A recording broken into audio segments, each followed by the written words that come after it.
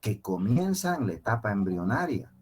Entonces, cuando nosotros hemos sido embriones, las primeras 8 semanas, en esa etapa embrionaria ya se ha formado todo el instrumental y toda la fábrica para que se formen óvulos y espermatozoides en la etapa embrionaria. Termina con los gametos cuando tengan la capacidad de reproducir. Ahí empieza la fabricación del óvulo y el espermatozoide, y esto va a terminar cuando el espermatozoide y el óvulo tengan la capacidad ya de fecundar, de embarazar, digamos, ¿no? El proceso donde el cual se va a formar los óvulos se llama ovogénesis, y el proceso donde se van a formar los espermatozoides se llama espermatogénesis, ¿no? Lo que tiene que estar definido es que desde el momento de la unión del óvulo y el espermatozoide ya se sabe quién va a ser mujer y quién va a ser hombre. Y desde ese momento ya empieza la creación de toda la estructura para formar óvulos en la mujer y espermatozoides en los hombres.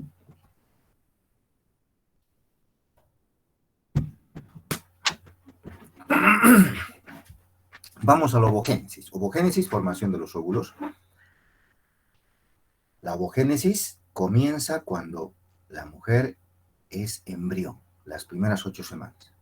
Y la ovogénesis termina con lo que se llama el climaterio. Climaterio menopausia. Ya ahí termina. ¿Cuándo ocurre la menopausia o el climaterio? 40, 45 años, 46, 47, es variable, ¿no? Pero está por ahí. O sea, no llega, por decir, no puedo decir 50 años. 60 peor, no llega. 45 es el término medio, pero varía. Bueno, van a creer que cuando uno es embrión, se van formando células germinales. De estas células germinales, estas células se van a convertir en ovocitos, y estos ovocitos se van a convertir en óvulos. Entonces, cuando uno es embrión, se van formando millones y millones de células germinales que van a terminar volviéndose óvulos, ¿ya? Tan así, miren, que el 5.º mes de embarazo, cuando el feto ya tiene 5 meses, en los ovarios, que es donde se fabrica estas células, existen 20 millones. Al 5.º mes existen 20 millones de células germinales, ¿ya? Células germinales que van a terminar formando folículos primordiales y van a terminar formando óvulos, ¿ya? Sin embargo, estas células germinales son muy delicadas, son muy frágiles. Y lógicamente el organismo trata de mantener la perfección, ¿ya? De tal forma de que si una célula germinal muta, se arruina, se lesiona, directamente se muere. Entonces, estas células germinales se van a ir muriendo en el transcurso de la vida.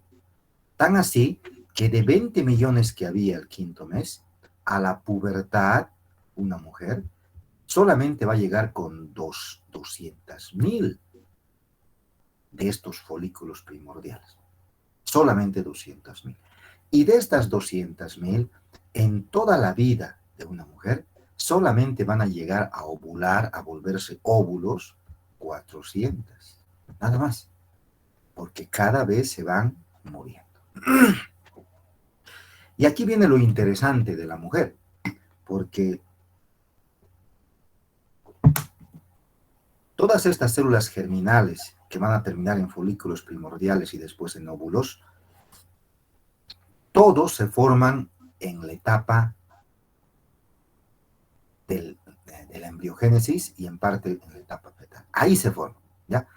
Y todos estos folículos primordiales quedan almacenados, quedan guardados en el ovario. El ovario es como el almacenamiento de todas estas células germinales que van a volverse en folículos primordiales y demás, quedan almacenados. Una vez que la mujer nace, cuando ya nace la mujer, ya no se forma ningún folículo más, ninguno. Todo ya está formado y guardado en el ovario. Entonces, lo que ocurre en la mujer es, cuando la mujer llega a lo que es la adolescencia y empieza ya a formar óvulos, el ovario va liberando estos folículos primordiales. Ahí empieza a liberar, cada mes libera, uno, y va liberando cada mes, ¿no? Entonces, cuando se acaban los folículos primordiales, decimos que la mujer está en la menopausia. Ya, esto es lo interesante. Alguna vez en la mujer se dice, por ejemplo, la mujer solamente lo ideal es de que se embarace hasta los 35 años. Después de los 35 años, si se embaraza, corre riesgo de que su embarazo, su bebé, pueda tener alguna alteración genética, cromosómica, síndrome de Down y demás cosas. Entonces, el problema radica en que cuando una mujer se embaraza a los 40 años, por ejemplo, ese óvulo, ese óvulo que se ha embarazado a los 40 años, ese óvulo tiene 40 años. Su óvulo tiene 40 años. Al contrario del espermatozoide tendrá un mes de vida, pero el óvulo tiene 40 años. Y esos 40 años ha estado almacenado en el ovario. Y lógicamente, por todo lo que implica el ambiente y demás, pues podría tener alguna alteración. Lógico, a mayor edad, pues mayor probabilidad de alteración. Bueno, sabrán de que estas células germinales que van a volverse óvulos, pues su sistema de división es a través de lo que es la meiosis, ¿verdad? Hay la mitosis, hay la meiosis. La mitosis es para las células normales, diríamos, ¿no? La meiosis son exclusivo de las células germinales, de las células de reproducción, es decir, de los óvulos y de los espermatozoides, ¿no? La meiosis son dos meiosis, meiosis 1 y meiosis 2, porque las células germinales tienen que dividirse y solamente las células germinales tienen la mitad de la información genética. Eso también lo deben saber, ¿no? O sea, normalmente tenemos 46 cromosomas en cada célula, pero estas células germinales, es decir, los óvulos y los espermatozoides, solamente van a tener la mitad, 23. Cosa de que cuando se unan, se van a completar los 46, ¿no? Entonces, pero lo interesante en la mujer es de que en la mujer, en el proceso de la meiosis 1 y la meiosis 2, estas células van a presentar dos bloqueos fisiológicos, ¿ya? Entonces, en el feto, todas las células germinales del feto, todas las células, van a empezar la meiosis 1, ¿ya? Y se van a bloquear en la profase de la meiosis 1. Ahí se va a bloquear, ¿ya? ¿Cuándo se va a desbloquear? Antes de que ovule. Primer bloqueo, ¿ya? Y el segundo bloqueo se va a producir en la metafase de la meiosis 2. Esto ya es luego de la ovulación, ¿ya? Ahí se bloquea. Va a continuar si existe un embarazo y se va a bloquear y se va a desintegrar si es que no existe un embarazo. Esto existe normalmente. Y lógicamente, esto implica mayor riesgo, porque estas células germinales en la mujer, estas células quedan almacenadas en el ovario, pero quedan almacenadas a medio dividirse. Están bloqueadas, lo cual hace de que sean mucho más sensibles. Sabrán de que como en el ovario se almacenan y el ovario está expuesto a todo, a lo que respiramos, a lo que comemos y demás cosas, pues actualmente en todo el mundo existen bancos de óvulos, ¿no? Entonces, lo que hace una mujer es pone algunos óvulos en el banco, ¿ya? El banco de óvulos los almacena. Entonces, los almacena en un ambiente totalmente, si vale el término, perfecto, donde no existan todas estas influencias para alterar la estructura de los óvulos, ¿ya? ¿Por qué hace eso la mujer? Ah, pues porque lamentablemente la vida no es pues, o sea, hay personas que antes de querer embarazarse, como en la carrera, por ejemplo, quieren ser médicos. El médico implica 6, 7 años de carrera. Salen médicos, quieren ser especialistas, que implica 3, 4 años.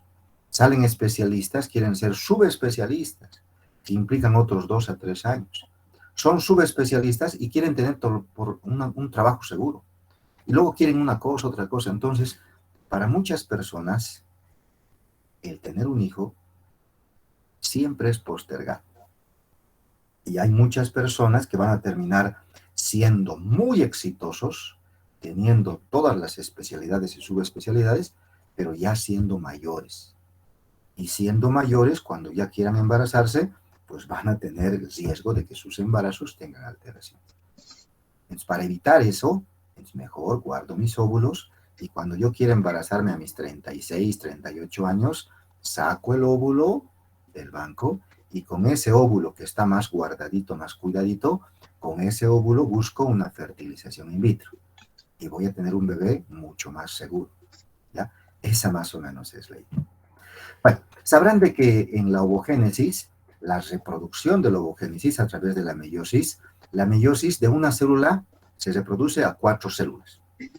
Pero en el caso de la mujer, de una célula se reproduce 4 células. Pero de estas 4 células, solamente una sirve. Los 3 restantes son corpúsculos polares que no sirven, ¿no? Entonces la división es de 1 a 2 y de estas 2 a otras 2 resultan 4, pero solamente una es la que va a servir y se va a volver óvulo, ¿no? Entonces, el quinto mes, las ovogonias, que se llaman, estas son las ovogonias, se van a dividir, ¿no? Se van a empezar a dividir y van a formar los ovocitos primarios. Forma un ovocito primario. Este ovocito primario va a formar un ovocito secundario y un corpúsculo polar. Este ovocito secundario va a formar un óvulo que va a madurar y va a liberarse, y otro corpúsculo polar, y el corpúsculo polar produce 2 corpúsculos polares. Entonces vamos a terminar con un solo óvulo y 3 corpúsculos polares, ¿verdad? Entonces, este óvulo es el que sirve, estos otros 3 no sirven, se desintegran, se reabsorben. Hasta ahí, la ovogénesis, ¿ya? Vamos a la espermatogénesis en el hombre.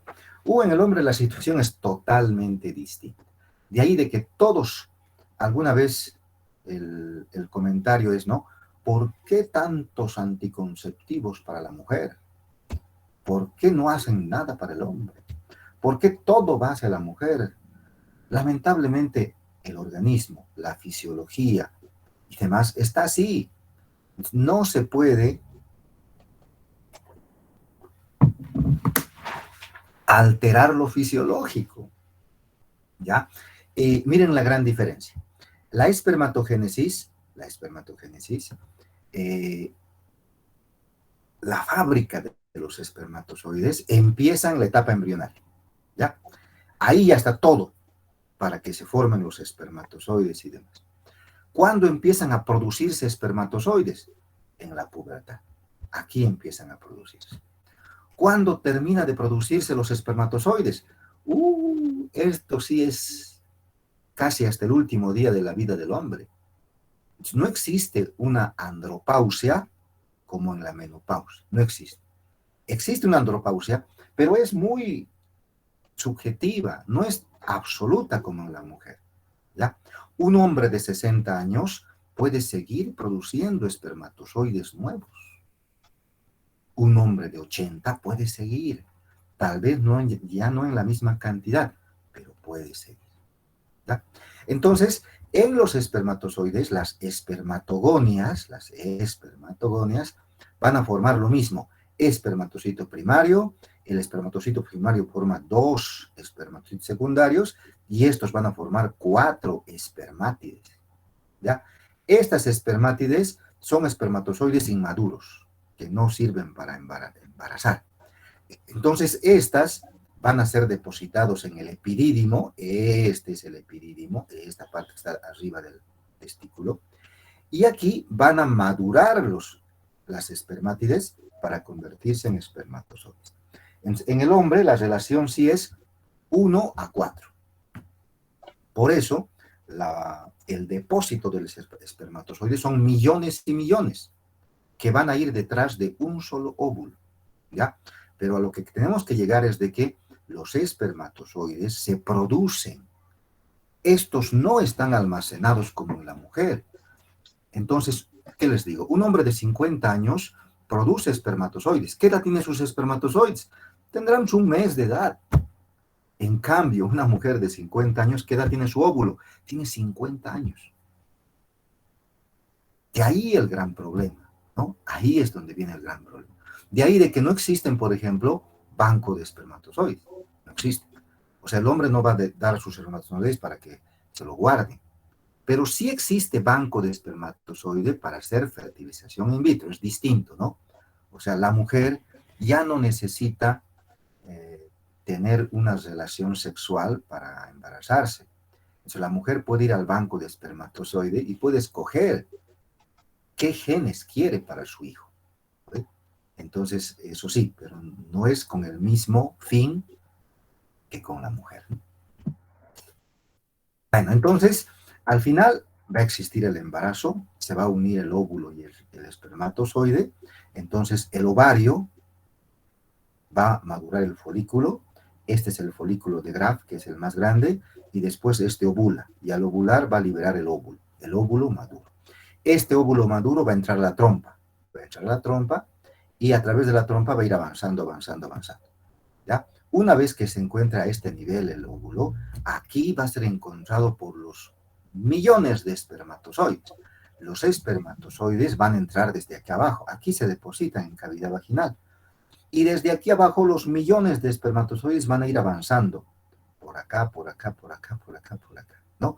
Y en todo este transcurso hay un montón de barreras, el moco cervical, el tejido endometrial y demás, barreras que van a ir eliminando a los espermatozoides más débiles, a los más deformes y demás. De tal forma que solamente los espermatozoides más fuertes, que en sí tendrían que ser los más perfectos, van a poder llegar hasta el óvulo. Y no llega un hito, llegan varios, ¿verdad? Pero solamente uno puede llegar a fecundar, ¿ya?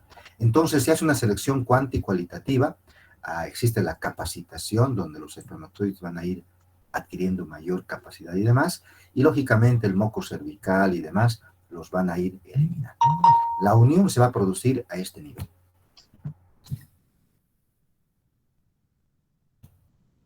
Entonces, ¿qué es la fecundación? La fecundación es la unión del óvulo y el espermatozoide. Óvulo era una célula haploide. ¿Por qué haploide? Porque tiene la mitad de la información genética, solamente 23. Lo mismo el espermatozoide. Al unirse estas dos células, van a formar una célula diploide, a la cual se llama cigoto, ¿no? Al decir diploide, decimos que ya tienen 46 cromosomas. ¿Dónde se produce esta unión? En el tercio externo del espermatozoide. Aquí se produce la unión normalmente. Una vez que el embarazo ocurre acá, el embarazo ya empieza a crecer, crecer, crecer, y el embarazo va a empezar a migrar, a migrar, a migrar, a migrar, y va a llegar recién al útero el séptimo día, generalmente. Entonces, una vez que ocurre el embarazo, se va a reanudar. Con el embarazo, recién se reanuda la meiosis 2 de los óvulos. Estaba bloqueado el segundo bloqueo. Entonces, cuando existe el embarazo, recién se va a reanudar la meiosis 2 hasta completarse. Entonces, miren, el espermatozoide viene desde aquí abajo, el óvulo viene desde acá y se unen aquí. Una vez que se han unido, recién el embarazo viene aquí. Eso es lo que ocurre normalmente, ¿ya? Entonces, como el embarazo ya está acá y empieza a crecer, crecer, este empieza a avanzar. Si en su camino existe alguna interferencia, se bloquea, ya no llega al útero y aquí nomás ya va a crecer y lógicamente lo va a romper la trompa, a lo cual se llama embarazo ectópico. Un segundito, alguien está escribiendo, por ahí es importante.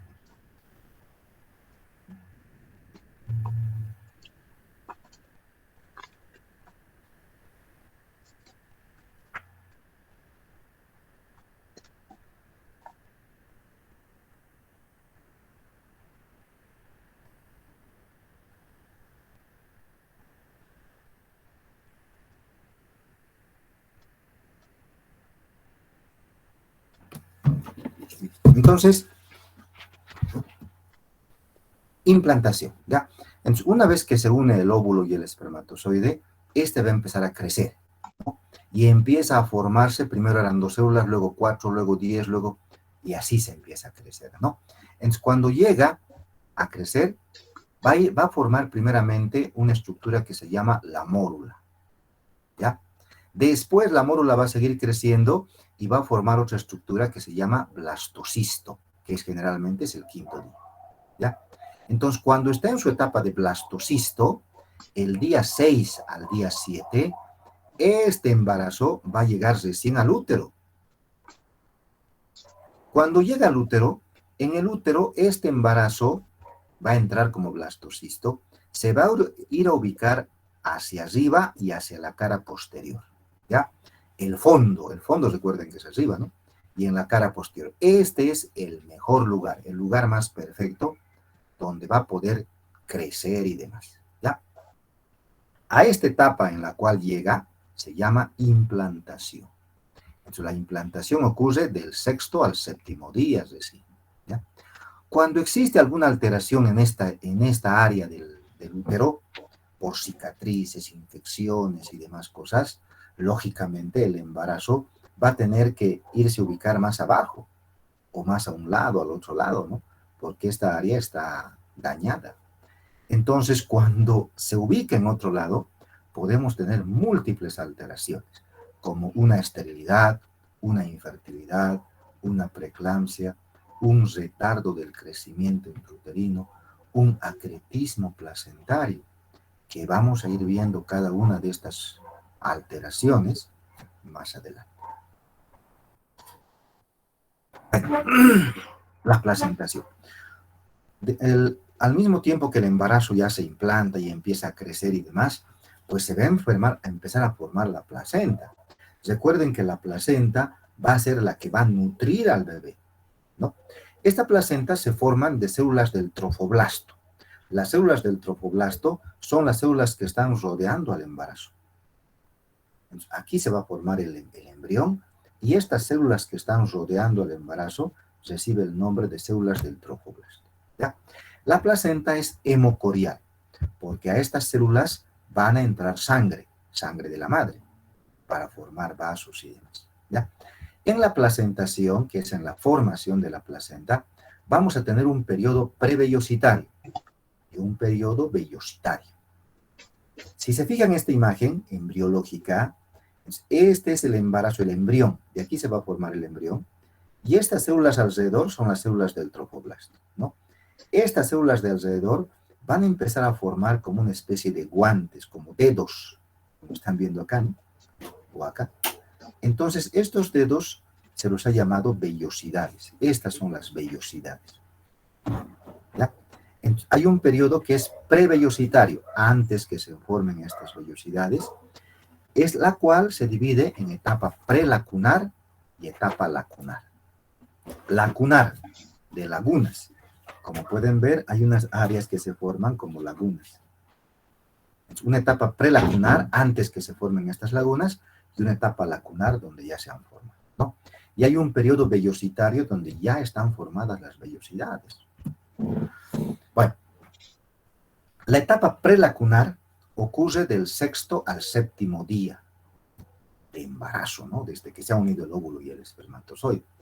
En esta etapa prelacunar, antes de que se formen las lagunas, del 6 al 7º, al 9º día, pues van a formarse 2 grupos de células. Se van a formar 2 grupos. El citotrofoblasto y el sinciciotrofoblasto. ¿Cuáles son en la imagen? Estas células que están, diríamos, haciendo como una fila, doble hilera de células. Miren, están bien taucaditas, bien armaditas. Estas células son el citotrofoblasto. Y las células que están por fuera de estas son el sinciciotrofoblasto, ¿ya? El citotrofoblasto va a terminar formando el árbol vellositario más adelante. Son una doble hilera de células donde también se va a formar el trofoblasto vellositario, ¿ya? Citotrofoblasto. El sinciciotrofoblasto, que está por fuera, es el trofoblasto extravellositario. Está por fuera de los vellosidades, va a estar por fuera de las vellosidades. Y esta área es la área más invasiva, porque esta área tiene que entrarse dentro del útero y tiene que ir a buscar los vasos, a destrozar la pared de los vasos para, lógicamente, que entre sangre.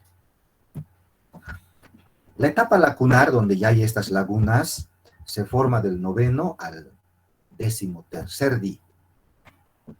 En esta etapa, el sincicio trofoblasto, las células que están por fuera, ¿ya?, van a ir a invadir el endometrio y parte del útero y van a ir a vascularizarse, van a ir a buscar vasos y van a ir a tratar de sacar la sangre de esos vasos, ¿no?, a producir continuidad. Y al sacar la sangre, lógicamente se van a formar lagunas, estas lagunas, ¿no? Aquí hay un detalle muy importante. El 12º día, o el 12º día, si quieren, el día 12, estas células del sincicio trofoblasto van a llegar a estos vasos, porque estos van invadiendo, ¿no? Van a llegar a estos vasos, los vasos espiralados del útero, y lo que van a hacer, van a ir a destrozar la capa muscular de los vasos espiralados del útero. Lo van a destrozar la capa muscular. Y lógicamente se van a conectar con los vasos. Al destrozar la capa muscular, prácticamente estos vasos van a quedar flácidos, de tal forma de que van a poder tener toda la sangre que ellos necesitan. Porque la capa muscular del vaso hace que el vaso se contraiga o se relaje, y al contraerse llega menos sangre. Pero como lo van a destrozar la capa muscular, pues van a tener acceso a toda la sangre, ¿ya? Esto ocurre el día 12. Esto ocurre normalmente. Cuando no ocurre esto, cuando no se presenta esto, se va a producir una enfermedad, la cual lo vamos a conocer mucho en el embarazo, que es la preeclampsia. El origen de la preeclampsia ocurre aquí, en el 12º día de embarazo. Bueno, y el periodo vellositario ya, aquí ya van a ver las vellosidades, ¿no? El periodo vellositario está desde el día 13, ¿no? Ya se van a formar vellosidades, miren, varias vellosidades. Y estas vellosidades van a irse formando, primero se van a formar las primarias, luego las secundarias, luego las terciarias, ¿no? En las primarias simplemente está el árbol vellositario, donde hay citotrofoblasto y sincicio trofoblasto. Las vellosidades secundarias, que ya van madurando lógicamente, aparte de estas dos estructuras, se va a formar el mesodermo extraembrionario. Y en el mesodermo ya van a empezar a formarse algunos vasos, ¿ya? Las vellosidades terciarias, que se presentan ya cerca del de la quinta a la sexta semana, aquí, aparte de los vasos, ya se van a ir a formar mucho más vasos y además células sanguíneas, ¿no? Y aquí también se van a empezar a formar unas células que son muy importantes, que son las células de Haubauer. Estas células son las que se van a encargar de eliminar gérmenes, bacterias, virus, que son parecidos a los macrófagos en los glóbulos blancos. Se encargan de defender. Estas son las vellosidades. Miles de vellosidades van a haber en la placenta, por si acaso, ¿no? Entonces tenemos el citotrofoblasto, el sincicio trofoblasto y el mesodermo extraembrionario. Bueno, al final la placenta va a terminar convirtiéndose en una estructura discoide, como un disco, como un plato, bueno, como quieran. La medida de la placenta es de 20 a 25 centímetros. Es de 20 a 25 centímetros. Tiene de 3 a 5 centímetros de grosor. Y esta placenta va a tener dos caras. Miren, así se va a ubicar la placenta. Así, ¿no? Entonces, cuando decimos tiene dos caras, pues tiene una cara que está mirando al bebé y otra cara que va a estar mirando a la mamá, ¿ya? Entonces, esta es la cara fetal. Esta cara fetal que está mirando al bebé está cubierta por membranas, ¿verdad? El corium y el amnios. Y aquí también está el cordón umbilical. Cordón umbilical que tiene que estar con 2 arterias y una vena, normalmente, ¿ya? Esta es la cara fetal. Y la cara que está pegada hacia el útero, la cara materna, cuando la despeguemos, va a ser esta la cara materna, la cara fea de la placenta, diríamos, ¿no? Porque va a tener múltiples cotiledones, varios cotiledones. Hay cotiledones grandes, medianos, pequeños y demás, entonces se calcula que hay de 10 cotiledones grandes y hay 38 medianos. El peso normalmente de la placenta es cerca de 500 gramos, medio kilo pesa la placenta. La placenta está relacionada con la sexta parte del peso fetal, la sexta parte.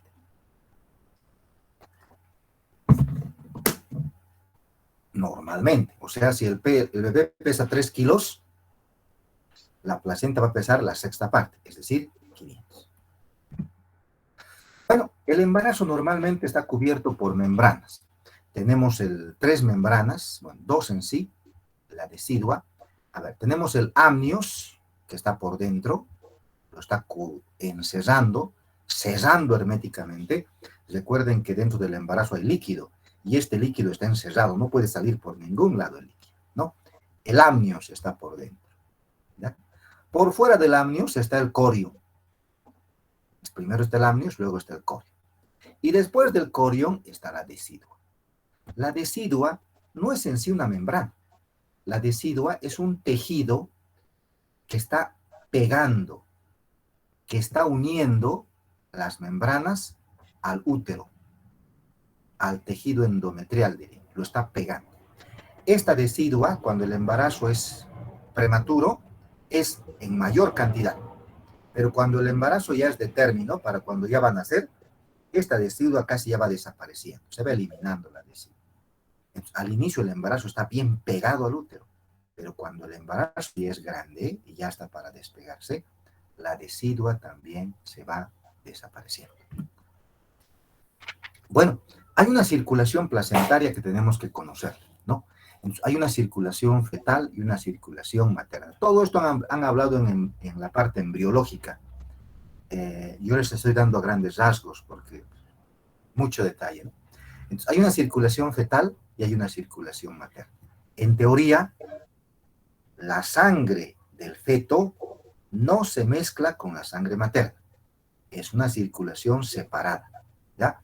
Por eso se habla de una circulación fetal y una circulación materna, ¿ya? Entonces, aquí tenemos la arteria umbilical. Miren, esta es la circulación fetal y la placenta que viene conectándose con la madre, ¿no? La circulación materna. Estas dos circulaciones están conectadas por la arteria umbilical y la vena umbilical, ¿ya? Pero aquí existe una incongruencia, porque la arteria umbilical maneja sangre sin oxígeno y la vena umbilical maneja sangre con oxígeno, ¿ya? Entonces, lo que ocurre es, de la circulación fetal, el feto va a mandar sangre por la arteria umbilical a la placenta y a la madre, sangre sin oxígeno. Esta sangre sin oxígeno se va a oxigenar en la placenta y va a volver a través de la vena umbilical como sangre oxigenada para nutrir al feto. El feto tiene pulmones, pero estos pulmones todavía no funcionan. El feto tiene riñón, este riñón todavía no funciona. ¿Quién cumple la función de pulmón? La placenta. ¿Quién cumple la función del riñón? La placenta. El feto depende de la placenta. Y lógicamente la placenta está conectada a la madre, ¿no? Entonces, funciones de la placenta. Entonces, la placenta se encarga de la alimentación, de la respiración, de la excreción, de todo del feto. El feto se le da oxígeno, se elimina CO2, se le da nutrientes gracias a la placenta, ¿ya? ¿Y cómo lo hace eso? A través de mecanismos: difusión pasiva, difusión facilitada, transporte activo, endocitosis, exocitosis y demás. Muchísimas estructuras entran por diferentes formas de acuerdo al mecanismo de transporte. Bueno, la placenta también es un órgano endocrino.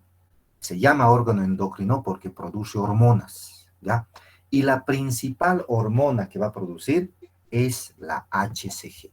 ¿Qué es la HCG? Hormona gonadotrofina coriónica, ¿ya? Esta es la hormona del embarazo, la HCG, hormona gonadotrofina coriónica. Van a ver que la hormona gonadotrofina coriónica tiene dos partes, una fracción alfa y una fracción beta, ¿ya? La fracción alfa se parece a otras hormonas. En cambio, la fracción beta es más exclusiva del embarazo. Entonces, cuando queremos pedir una prueba de embarazo, nos pedimos fracción beta de la HCG, fracción beta de la hormona gonadotrofina coriónica, ¿ya? La placenta produce esta hormona y la producción de la hormona generalmente se va duplicando cada 48 horas. Este dato es muy importante, ¿ya? Es decir, si el embarazo ahorita tiene 10 semanas, ¿ya? Ahorita tiene 10 semanas. Si ahorita le medimos la HCG, esta HCG nos va a reportar, por decir, 30.000 unidades internacionales, ¿ya? Si yo le saco otra HCG a los 2 días, tiene que reportar el doble, es decir, 60.000 en un embarazo normal, ¿ya? Bueno, también la placenta produce lactógeno placentario, hormona liberadora de la corticotrofina, también produce hormonas esteroides como el estrógeno y la progesterona, y también produce el sistema renina-angiotensina, ¿no? Entonces son varias hormonas las que se forman en la placenta. Bueno, ya yendo a la parte de que se está formando la placenta, se está formando el bebé, se está formando todos los órganos, ¿no? Entonces, recordarles que el aparato respiratorio del feto se desarrolla, bueno, la laringe ya está desarrollada a la 6ª semana, ¿ya? A la 6ª semana, y a partir de esta se va a empezar a desarrollar toda la vía respiratoria. De ahí de que toda la vía respiratoria, tráquea, bronquios, bronquiolos terminales, alveolos, todo ya va a estar formado a las 28 semanas. Todo ya va a estar formado a las 28 semanas. ¿Ya? Se dice que arriba de las 20 semanas de embarazo, arriba de las 20 semanas, los pulmones ya van a empezar a tener movimientos respiratorios. Si nosotros vemos en la ecografía al feto, vamos a ver que el pulmón se mueve, hace como inspiración y expiración, pero son movimientos, porque el pulmón no funciona todavía, ¿no? Ahora, el problema del aparato respiratorio es el surfactante. Si bien ya está formado todo, alveolos, tráquea, bronquios, bronquiolos y demás, pero no hay surfactante. El surfactante mantiene a la vía respiratoria, en especial a los alveolos, abiertos. De lo contrario, se aplanaría, ¿no? Este surfactante se forma en los neumocitos tipo 2, que están a nivel de los alveolos, ¿ya? Entonces, los neumocitos tipo 2 de los alveolos forman el surfactante. Bueno, estamos viendo todo lo normal por si acaso, no estamos viendo ninguna parte patológica. Si bien les comento algunas patologías, es para ya anticiparlas, ¿no? El aparato circulatorio, a la 6ª semana ya existe el latido cardíaco. Es formado el aparato circulatorio. Y a la 6ª semana vamos a poder ver el latido del corazón del embrión, ¿ya?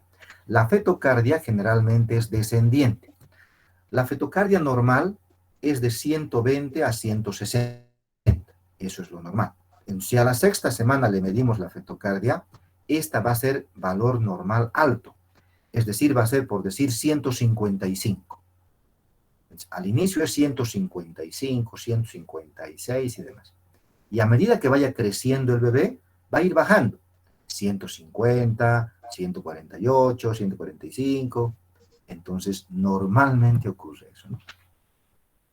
Volviendo a la circulación fetal, entonces, Nuevamente recordarles, ¿no? La arteria umbilical maneja sangre sin oxígeno. Esta arteria umbilical va a salir del feto, ¿ya? Y va a entrar a la madre, a la placenta, ¿ya? A oxigenarse. Una vez que la sangre se oxigene, la sangre oxigenada va a volver al feto a través de la vena umbilical. Esta vena umbilical va a entrar al feto y esta vena umbilical cuando entre al feto se va a dirigir al hígado. Y en el hígado esta vena umbilical se va a dividir en 3 vasos, ¿ya? Una rama va a ir al lóbulo izquierdo del hígado, otra rama va a ir al lóbulo derecho. Esta rama que va al lóbulo derecho se va a transformar en la vena porta en el futuro. Y otra rama va a ir a lo que es la vena cava inferior. Esta rama que va a la vena cava inferior va a terminar volviéndose el conducto venoso de Aracchi. Entonces, esta es la placenta, que sería como la madre, esta es la circulación fetal, ¿no? La sangre sin oxígeno sale del feto por la arteria umbilical a la placenta para que se oxigene. Una vez que la sangre se ha oxigenado, la sangre oxigenada vuelve al feto por la vena umbilical. Esta vena umbilical se va a dividir en 3 ramas a nivel del hígado. En el feto se ha visto que existen 3 lugares donde se va a mezclar la sangre, entre sangre oxigenada y sangre sin oxígeno. Pues hay 3 lugares donde la sangre se mezcla entre oxigenada y sin oxígeno, ¿no? Un lugar es en la vena cava inferior. En la vena cava inferior se mezclan la sangre de las vísceras y de las extremidades, sangre con oxígeno y sin oxígeno, ¿ya? En el foramen oval, este es el foramen oval, es la comunicación entre las aurículas, que normalmente está abierto en la etapa fetal, después se cierra, ¿ya? Entonces, acá se mezclan sangre con oxígeno y sin oxígeno, ¿ya? Y en el conducto arterioso es el conducto que une la pulmonar con la aorta. Este es el conducto arterioso. Acá también la vena pulmonar y la aorta. Acá también se mezcla la sangre oxigenada y sangre sin oxígeno, ¿no? Estos, lógicamente, una vez que nazca el bebé, se van a cerrar. Pero durante la etapa fetal están abiertos. Normalmente. Estamos hablando de todo lo normal, por si acaso. Cuando nace el bebé, en el momento que nace, inmediatamente nazca, diríamos, el conducto arterioso, este que está uniendo la pulmonar con la aorta, se cierra de las 10 a las 15 horas de vida, totalmente cerrado, ¿ya? Normalmente. El foramen oval, que es la comunicación entre las 2 aurículas, se cierra inmediatamente. Inmediatamente se va a cerrar, ¿ya? Y va a ocurrir un cierre anatómico, un cierre rotundo, a las 8 semanas. Normalmente. Bueno, en el feto se produce la hematopoiesis, la formación de células sanguíneas, glóbulos rojos, glóbulos blancos y demás. ¿Dónde ocurre la hematopoiesis? En el saco vitelino. Cuando el embarazo es pequeñito, vamos a ver que hay un embrión y hay un saco vitelino, ¿ya? Entonces, el embrión recién se está formando, pero el saco vitelino es el que ya empieza a producir todas estas células. Cuando el feto vaya creciendo, lógicamente también se va a formar la hematopoiesis en el hígado, en la médula ósea, ¿no? Y glóbulos rojos, glóbulos blancos. En los glóbulos rojos, recuerden que está la hemoglobina.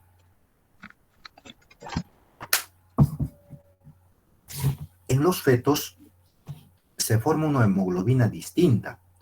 A esta hemoglobina se la llama hemoglobina fetal. No es lo mismo que la hemoglobina del adulto.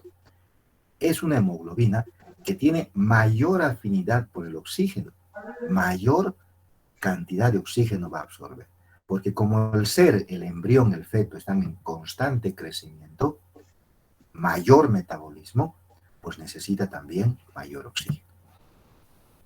Bueno, la sangre fetal, recordarles que tiene disminución o no tiene nada de factores de coagulación dependientes de vitamina K.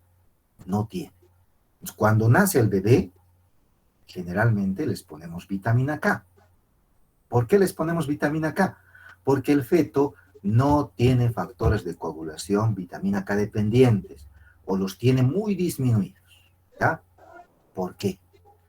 Pues lógicamente si analizamos, recuerden que los factores de vitamina K dependientes se forman en el intestino grueso. Y recuerden que estos factores de coagulación que se forman en el intestino grueso se forman gracias a las bacterias saprófitas que existen en el intestino grueso. Así normalmente nosotros formamos vitamina K. Pero el recién nacido, su intestino grueso del recién nacido, no tiene bacterias, es estéril. Entonces, lógicamente, no hay vitamina K. Entonces, por eso les ponemos vitamina K, para que tengan estos factores. Bueno, y a medida que vayan naciendo, vayan lactando y demás, ya su intestino va a empezar a tener bacterias. ¿Ya? Bueno, recuerden que existen inmunoglobulinas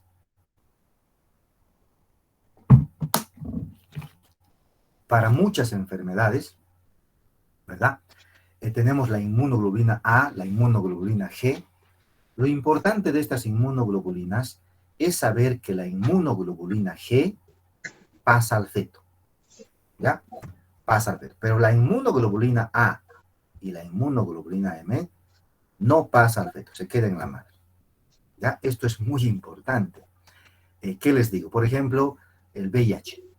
Encontramos inmunoglobulina G para el VIH en el feto.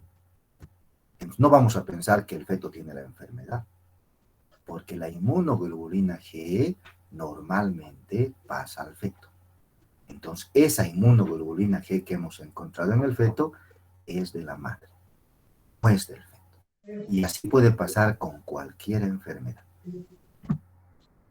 El aparato digestivo se desarrolla a las 20 semanas gracias al líquido amniótico, ya que el feto está rodeado de líquido y ese líquido entra a la vía digestiva y va ayudando en la formación de toda la vía digestiva. El feto deglute el líquido amniótico, ¿ya?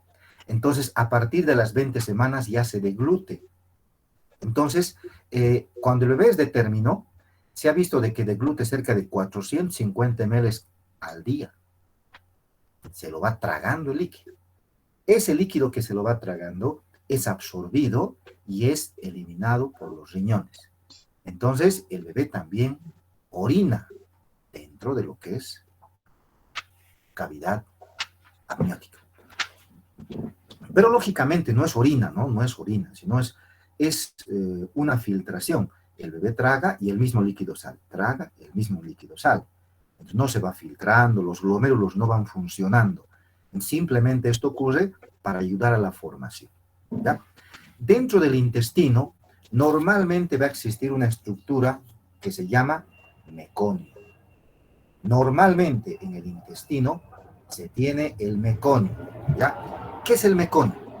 El meconio es una sustancia pastosa verde, es una sustancia espesa y es verde, ¿ya?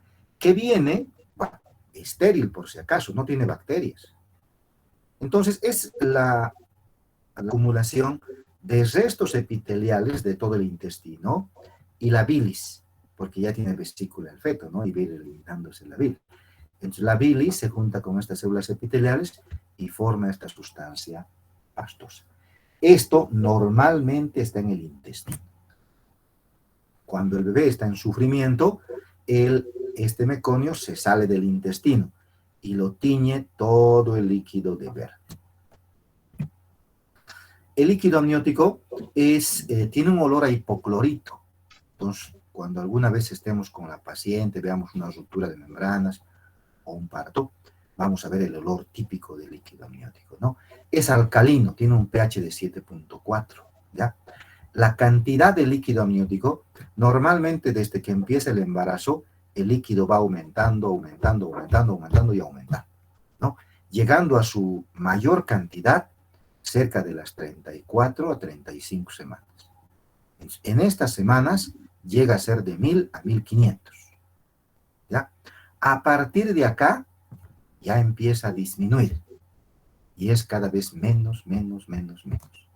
Llegando cuando el embarazo ya es determinado, solamente a haber cerca de 500 a 800 ml. Y si el embarazo va más allá, cada vez va a ser menos la cantidad de líquido. El líquido amniótico está constituido el 98% por agua. Es agua, ¿no? Pero en el 2% restante tenemos albúmina, sales, glucosa, lípidos, urea, creatinina, ácido úrico, HCG, progesterona, estrógeno, lactógeno placentario, oxitocina. Muchas estructuras hay en el líquido amniótico, pero la mayor cantidad es agua. ¿Dónde se origina el líquido amniótico? Antes de las 20 semanas en el plasma. O sea, venía siendo lo mismo de la sangre. Recuerden que la sangre se divide en plasma y los elementos formes. Se filtraba todo el plasma, era igualito que el plasma. ¿Ya? Después de las 20 semanas, ahora ya empieza a ser, las membranas empiezan a ser semipermeables. Y ya empieza a seleccionarse qué va a entrar dentro del líquido amniótico. Y termina con lo que indicamos anteriormente.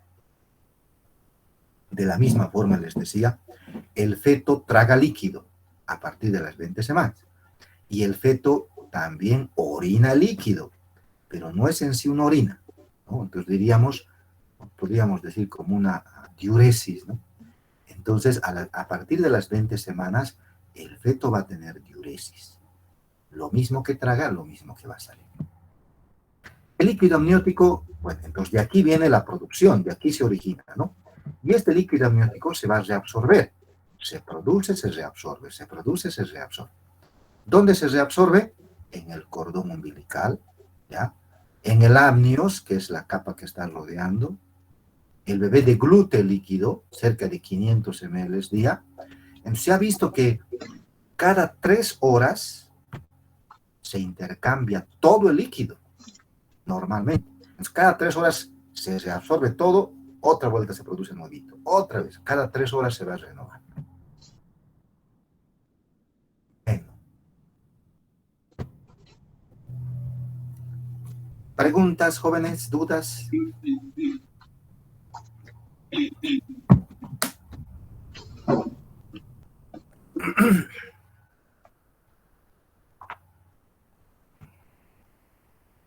¿No hay dudas, no hay preguntas? ¿Todo claro?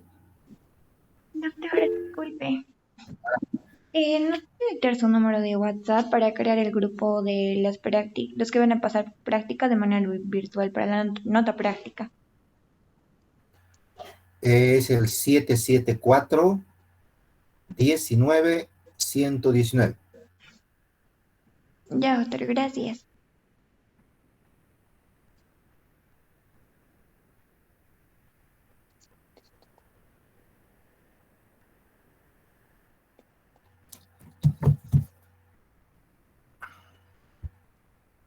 Sigamos entonces.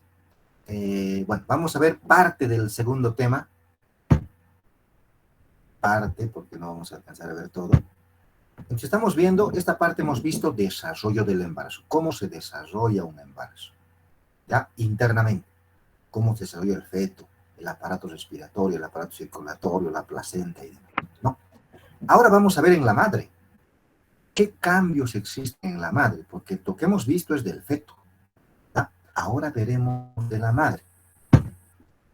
El tema es cambios fisiológicos en el embarazo, cambios normales del embarazo. El embarazo se define como el periodo de tiempo comprendido desde la fecundación hasta el parto. ¿Ya? Ese es el tiempo del embarazo. ¿Cuánto dura? 40 semanas, 280 días o 40 semanas. ¿Ya? Durante este embarazo, la madre experimenta una serie de modificaciones funcionales y anatómicas. Todas estas modificaciones vendrían siendo, como su nombre indica, normales. ¿Ya? presentan durante el embarazo. Una vez que pase el embarazo, todo tiene que volver a la normalidad, todo. Pero existen algunas excepciones, ¿ya? Entonces, todos estos cambios abarcan a todos los órganos. Entonces, alguna literatura consideraba antes, o hace añísimos años, al embarazo como una enfermedad, porque todo se altera, todos los órganos terminan alterándose durante el embarazo, ¿ya? Y el objetivo de esta alteración es cubrir la necesidad de espacio y a un feto. Entonces, hay un nuevo ser que le va a consumir a la paciente y a la vez va a ir creciendo. Entonces, todos tienen que participar para hacer campo en el organismo y para darle todo lo que necesita. ¿Cuál es la importancia de conocer los cambios? Entonces, no diagnosticar patologías erróneamente. Esa es la importancia, ¿ya? Un ejemplo. Los glóbulos blancos, los leucocitos que llamamos, en un adulto, normalmente son de 5.000 a 10.000, más o menos, ¿no? Entonces, si en un hemograma vemos leucocitos más de 10.000, algo está mal. Y generalmente pensamos en una infección, ¿verdad? En la embarazada, los leucocitos podrían llegar a aumentar hasta 16.000 normalmente. Entonces, le saco un laboratorio, una embarazada de 38 semanas y encuentro leucocitos de 12.000. Eso podría ser normal. Lógicamente tengo que también descartar que no existe infección, pero normalmente la paciente podría elevar los leucocitos hasta 16.000. Es más, durante el trabajo de parto, durante los dolores de parto, los leucocitos podrían elevarse hasta 25.000 a ese extremo, ¿ya? Bueno, saber que los mismos pueden agravar patologías preexistentes, lógicamente. El corazón, por ejemplo, va a aumentar su funcionalidad, va a aumentar su capacidad y demás. Y si es un corazón enfermo, lógicamente van a haber consecuencias, ¿no? Bueno, modificaciones generales, por ejemplo, el peso va a aumentar cerca de 11 kilos en un promedio. Si la mujer pesaba 70, al terminar el embarazo va a llegar a pesar 81, en el mejor de los casos. Podría pesar un poquito más o un poquito menos, pero el término medio son 11 kilos. Es harto lo que va a aumentar, ¿no? Y estos 11 kilos está relacionado al feto. Pero el feto solamente va a pesar 3 kilitos, ni la mitad. Pero también está la placenta, también está el líquido amniótico, también está el útero, también están las mamas, ¿verdad? También está el líquido extracelular, porque la paciente embarazada va a aumentar su líquido extracelular. La piel se va a hacer más brillante, ¿por qué? Porque se va a aumentar la cantidad de líquido en todos los tejidos. Y eso también va a implicar mayor peso. Dentro de las modificaciones generales, una de las cosas que más va a ocurrir es la retención de agua. La mujer embarazada retiene grandes cantidades de agua, ¿no? Y eso va a contribuir a aumentar el peso. Representa más de la mitad del incremento del peso corporal, por si acaso. De los 11 kilos, diríamos casi 6 kilos va a ser pura agua, ¿no? Pero la pregunta es, ¿por qué acumula agua?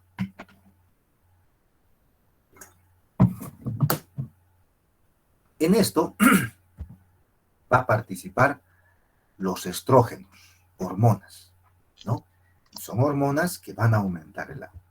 Va a existir una ligera hipoproteinemia, reducción de la presión coloidosmótica del plasma. Entonces las proteínas van a disminuir. Y al disminuir las proteínas, pues lógicamente el líquido se va a ir del lugar de menor concentración a mayor concentración. El líquido se va a salir hacia afuera, ¿no? Va a existir una alteración del umbral para la sed. La mujer embarazada toma más líquido, tiene más sed, toma más líquido. Y a la vez la secreción de vasopresina. La vasopresina es la hormona antidiurética que va a aumentar. En teoría, la mujer va a orinar menos, pero va a orinar con mayor frecuencia, ¿ya? Pero en teoría va a orinar menos. Si aumenta más de 2 kilos por mes, esto ya es anormal. La mujer va a ir aumentando de kilos paulatinamente. Pero si en algún momento vemos que la mujer ha aumentado más de 2 kilos en un mes, hay que buscar una causa. Y uno de los cuadros más peligrosos que hace que la mujer aumente muchísimo el peso es la toxemia. ¿Qué es la toxemia? Antes se llamaba toxemia, ¿no? Entonces, la toxemia es la preeclampsia.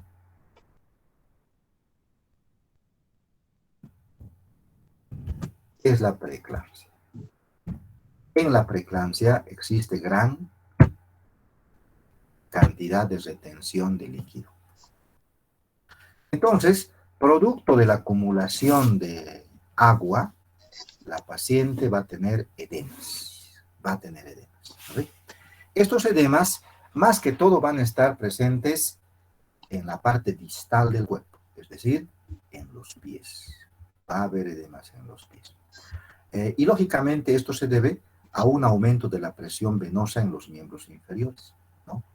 Existe un aumento de la presión venosa.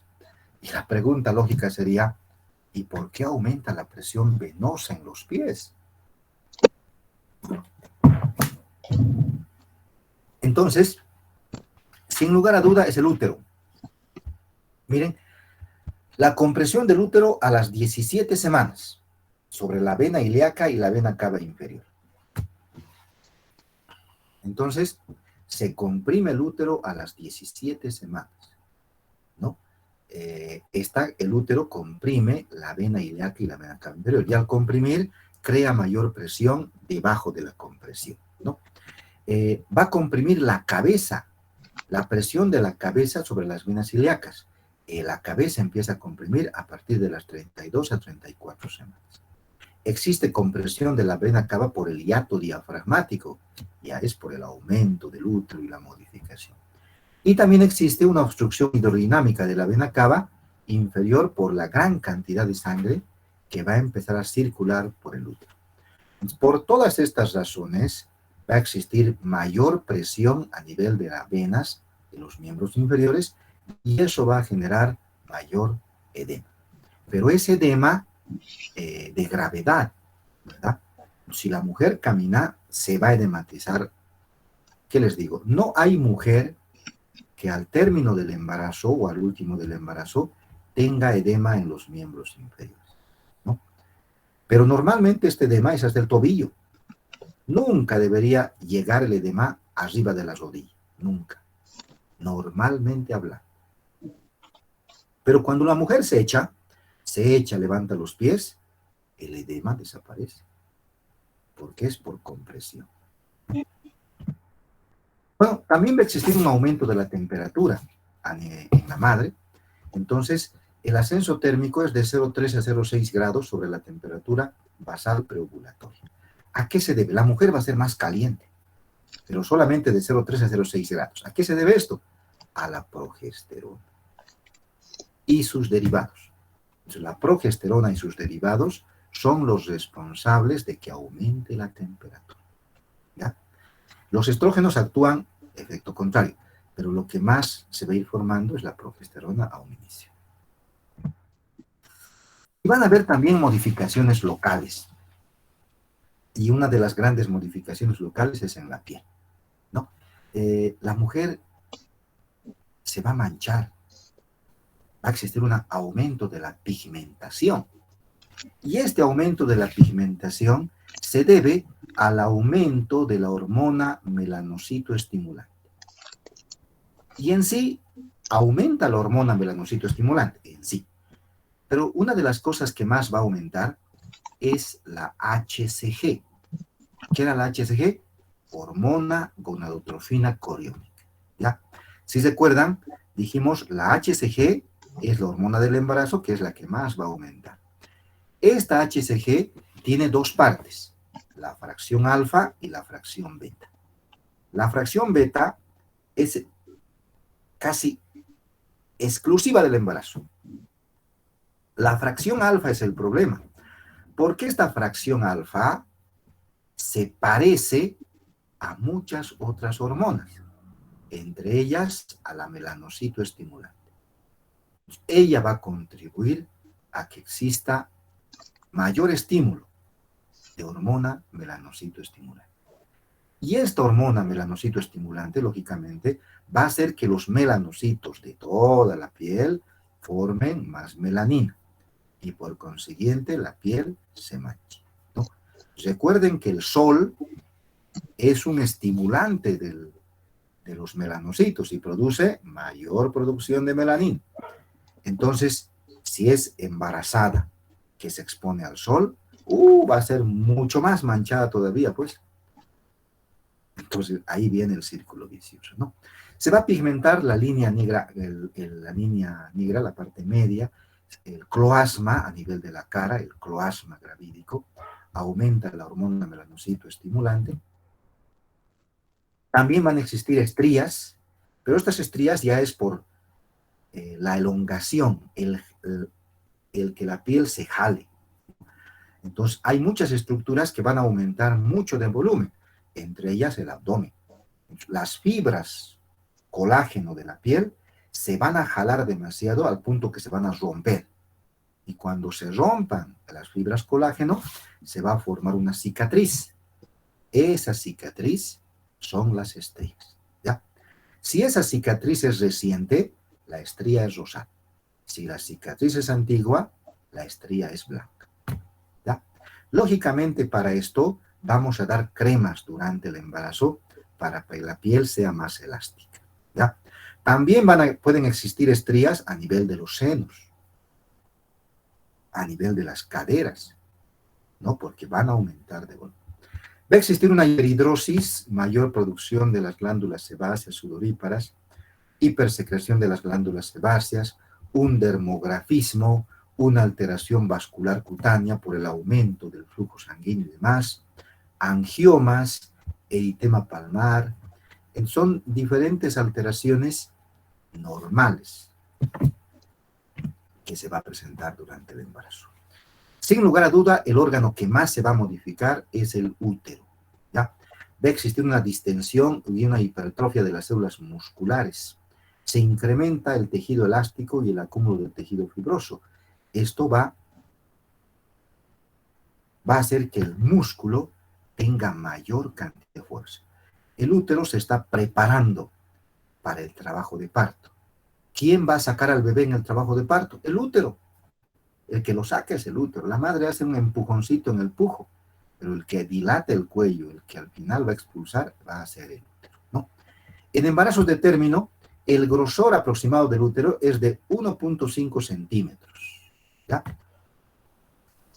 Para que tengan una idea, el peso del útero, cuando el útero no tiene un embarazo, es más o menos de 70 gramos. El peso del útero ya con embarazo, un embarazo ya de término, es de 1.100 gramos. Miren la cantidad ni el doble, ni el triple prácticamente, es exagerado el aumento que va a tener. La capacidad, el útero que no está embarazado, tiene una capacidad de 10 cc's dentro del útero para acumular sangre y demás. La capacidad del útero de término es de 5.000 a 20.000 litros. Entonces, el órgano que más se va a modificar y se va a elongar y demás, sin lugar a duda, es el útero. El útero va creciendo y cerca de hasta la semana 12 está dentro de la pelvis. Después de la semana 12, recién vamos a poder tocar en el abdomen, ¿ya? Lógicamente, si la paciente tiene más tejido adiposo, es más difícil tocar cuando es más pequeño, ¿no? Aumenta rápidamente en longitud ovoidea, desplaza el intestino a los lados y hacia arriba, produce una dextrorotación, normalmente el útero está ligeramente rotado, normalmente, y eso hace que exista tensión de los ligamentos anchos, ligamentos redondos, que están a los lados del útero. Ligamentos que también se van a relajar por la estructura hormonal y demás que se va a ir aumentando durante el embarazo. Normalmente el útero en el embarazo, durante el embarazo, va a tener unas contracciones. Normalmente la embarazada, el útero se le va a poner duro, normalmente, varias veces en su embarazo y varias veces en el día. A estas contracciones que no producen dolor, se las llama contracciones de Braxton Hicks, ¿ya? Y cuando el embarazo es más grande, van a haber más, ¿no? Son esporádicas, impredecibles, no rítmicas, de una intensidad de 5 a 25 milímetros de mercurio. Es decir, no duele, ¿ya? Entonces, de frecuencia e intensidad que aumenta a lo largo del embarazo, ¿ya? En las últimas 2 semanas del embarazo se pueden hacer más frecuentes. Entonces causan el falso trabajo de parto. Esto hay que explicar a la paciente, ¿no? Porque muchas veces la paciente viene de emergencia y dice, no, se ha empezado a poner duro. He tocado y se ha puesto duro, ¿no? La paciente que es primerizas, las que es su primer embarazo, generalmente se asustan a momentos de todo. Entonces les revisamos, le hacemos tacto, no hay dilatación, entonces todo está normal. Entonces le explicamos, pero se pone duro, nos dice, pero ¿por qué se pone duro? Se le explica de que esas contracciones son normales. A esas contracciones se llaman contracciones de Braxton Hicks, ¿ya? Son normales. ¿Qué hacen estas contracciones? Ya empiezan a acomodar al feto, a acomodar la cabeza, a encajar la cabeza. Se encargan de eso, ¿ya? De empezar a acomodar con calmita y demás. Pero son normales, por si acaso. Cuello. Bueno, ahí yo creo que le dejamos porque ya estamos en hora. Bueno, jóvenes, ¿alguna pregunta? Estamos con 32 participantes en la clase. Les vuelvo a recordar, jóvenes, para la parte práctica, ustedes tienen que organizarse. Yo no tengo la lista oficial. Si tendría la lista oficial, podría organizarlos. Pero aún teniendo la lista oficial, yo no sé qué estudiantes pueden venir y qué estudiantes no pueden venir. No sé. Entonces, lamentablemente, hay que organizarnos, ¿ya? Las prácticas de los miércoles en el horario que ya se les ha dado, tienen que venir estudiantes de 4. Vienen 4, al otro 4, 4 y van rotando, ¿ya? Entonces tienen que venir, entran al hospital de blanco con guardapolvo, ¿ya? Pero una vez que quieran entrar a emergencia, a consulta, a salas y demás, tienen que entrar con bata de color oscura. No pueden ingresar con guardapolvo a los ambientes hospitalarios. No se puede por la pandemia. Todo está contaminado. Se entra ahora con bata. La bata se pondrán encima del guardapolvo, pues ya. Además de barbijo, máscara facial o lentes. Si las pacientes mujeres tienen el cabello largo, pues tendrán que ponerse un gorro, porque no pueden estar el cabello colgando por todo lado, ¿ya? No pueden traer objetos, mochilas y demás, no se puede traer. Si quieren, traigan alguna cosita pequeña donde poner las cosas y luego van poniéndole a algún lado. Todo lo que traigan implica contaminación, ¿ya? Ya no pueden estar con maletas, bolsones y demás. Eso es la realidad ahora del hospital, ¿ya? Seguramente en muchos hospitales van a ver que no es así.